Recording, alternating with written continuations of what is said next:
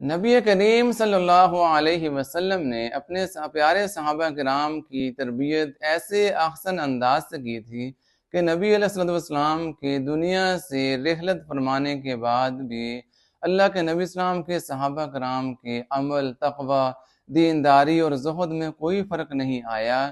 جو ہم دیکھتے ہیں کہ خلفائے راشدین رضی اللہ عنہم اتنی بڑی بڑی حکومتیں ملنے کے باوجود بھی سادہ اور پرسکون اور درویشانہ زندگی گزارتے رہے، اور اسی طرح اللہ تعالیٰ کی خشیت سے روتے رہے اور عارضی انکساری کے ساتھ رہے، اور تقوی اور زہد ویسے برقرار رہا۔ یہ اللہ کے نبی اسلام کی صحبت اور تربیت کا اثر تھا کہ اتنے بڑے خزانے، اتنی بڑی سلطنتیں ملنے کے باوجود بھی ان کی دینداری، تقوی اور زہد میں کوئی فرق نہیں آیا، بلکہ وقت کے ساتھ ساتھ ان حضرات نے روحانیت میں اور اللہ تعالیٰ سے قرب میں مزید ترقی کی۔ دنیا اور دنیا کے مال اسباب ان کو ذرا بھی متاثر نہیں کر سکے۔